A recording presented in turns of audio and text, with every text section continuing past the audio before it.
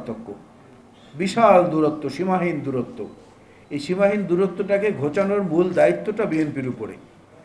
বাংলাদেশে জাতীয়তাবাদের যে আদর্শ নিয়ে বিএনপি গঠিত হয়েছিল, সেই আদর্শকে আমরা এখন পর্যন্ত মানুষের হৃদয়ের গভীর প্রকোষ্ঠে স্থাপন করতে পারলেও নতুন প্রজন্মকে আমরা খুব বেশি করে ধরতে পারিনি।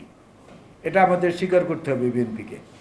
নতুন প্রজন্মের কাছে আমরা পৌঁছতে না পারার সবচেয়ে বড় প্রতিবন্ধকতা সেটা হচ্ছে টানা 15 বছর ধরে একটা সরকার ক্ষমতায় থাকার কারণে এবং তার আগের 2 বছর গণতন্ত্রহীন অবস্থায় তথা আনার চেষ্টাটা করেছেন শহীদ জিয়াউর রহমান বীরুত্তম একাগ্রচিত্তে এবং দেশপ্রেমের মধ্য দিয়ে।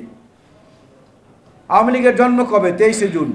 এই 23শে জুন হচ্ছে 1757 সনের 23শে জুন, যেদিন পলাশীর প্রান্তরে বাংলা, বিহার, উড়িষ্যার স্বাধীনতার সূর্য অস্তমিত গিয়েছিল, ডুবে গিয়েছিল। সেই 23শে জুন হচ্ছে আওয়ামী লীগের জন্মদিবস। 21 বছর পরে 1996-তে আওয়ামী লীগ আবার যেদিন দেশ পরিচালনার দায়িত্ব পেয়েছিল, আজকের কথিত প্রধানমন্ত্রীর নেতৃত্বে শেখ হাসিনা যেদিন প্রথম প্রধানমন্ত্রী হয়েছিলেন, সেদিন তার রাজনৈতিক উপদেষ্টার নাম ছিল আব্দুল মালেক। আপনাদের মনে আছে?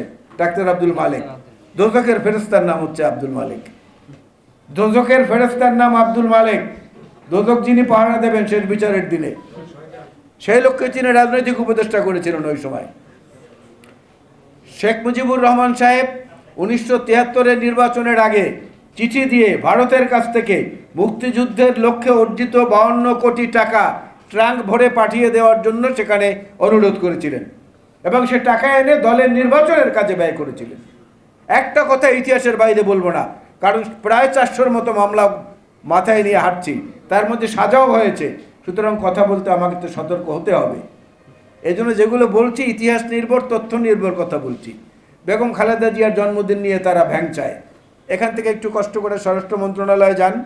স্বরাষ্ট্র মন্ত্রণালয়ে ঢোকার সময় দেখবেন বড় কাচের একটা আবরণের নিচে শেখ মুজিবের পাকিস্তান আমলের পাসপোর্টটা বাধাই করা আছে, হুবহু পাসপোর্টটা বাধাই করা আছে।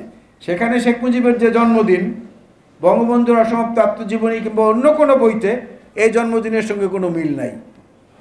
শেখ মুজিবের আত্মজীবনীতে শেখ জামালের যে জন্ম তারিখ, সেই তারিখের সঙ্গে বর্তমান ইতিহাসের তারিখের কোনো মিল নাই। তো চালুন যদি সুইকে বলে যে তোর গায়ে একটা ছিদ্র, আওয়ামী লীগের অবস্থা হচ্ছে তাই। বিএনপির শরীরে যদি একটা ছিদ্র থাকে, বিএনপি সুই, আর আওয়ামী লীগ হচ্ছে চালুন। অসংখ্য ছিদ্রে বোঝায় এটা। ভোটের অধিকারের জন্য তো দেশটা যুদ্ধ হয়েছে, তাহলে তো যুদ্ধ করার কোনো প্রয়োজন থাকতো না। শেখ মুজিব যদি প্রধানমন্ত্রী হতে চেয়েছিলেন, যদি হয়েই যেতেন পাকিস্তানের প্রধানমন্ত্রী, এবং সেটা তিনি চাইতেই পারেন, কারণ তিনি ভোটে সংখ্যাগরিষ্ঠতা পেয়েছেন, এটা তার কোনো দোষ নেই। সুতরাং স্বাধীনতার চিন্তা তার মাথায় ছিল না বলেই তিনি 7ই মার্চে বলেছেন এই আমাদের সংগ্রাম মুক্তির সংগ্রাম, আমাদের সংগ্রাম স্বাধীনতার সংগ্রাম, নট যুদ্ধ।